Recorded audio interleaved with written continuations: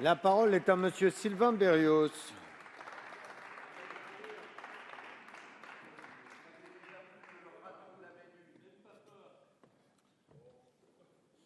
Monsieur le Président, Madame la Ministre, je voterai contre ce projet de loi. Je voterai contre parce que c'était également dans ma profession de foi. Mais je voterai contre parce que vous auriez pu choisir le consensus. Nous vous avons proposé l'union civile. Et en cela, d'ailleurs, le débat a fait avancer l'opposition, puisque nous avions pu nous rassembler sur cette union civile. Mais ce n'est pas le choix que vous avez fait. Vous avez fait d'abord un choix d'affrontement. Le choix d'affrontement est de refuser d'entendre les Français, qui par centaines de milliers se sont rassemblés de façon pacifique pour vous dire que ce n'était pas possible et que ce n'était pas leur choix de civilisation. Vous avez refusé d'écouter les différentes sociétés religieuses que vous avez reçues en coup de vent, sans jamais les écouter durablement. Vous avez choisi l'affrontement en niant l'altérité sexuelle qui pourtant est bien au cœur de la vie et de notre humanité.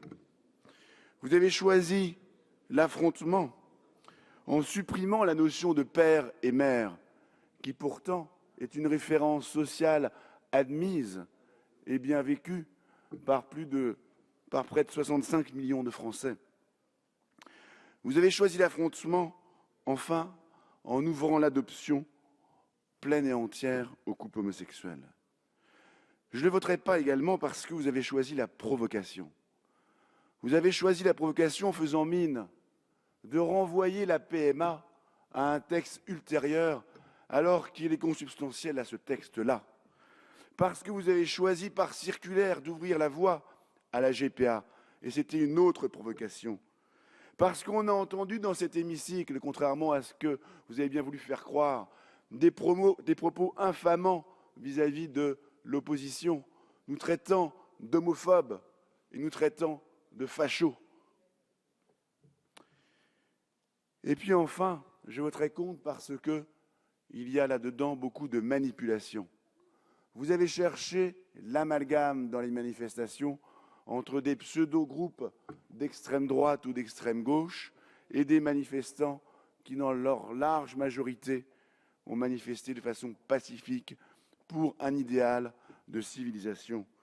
Parce que vous avez manipulé sans cesse en organisant de façon précipitée ce débat et en violant d'une certaine façon la représentation nationale. Parce que vous avez caché l'avis du Conseil d'État sans jamais revenir dessus. Parce que vous avez eu recours aux ordonnances. Et on ne sait même pas en réalité si vous reviendrez devant le Parlement pour les appliquer. Elles deviendront peut-être réglementaires avant même que nous ayons eu l'occasion d'en débattre.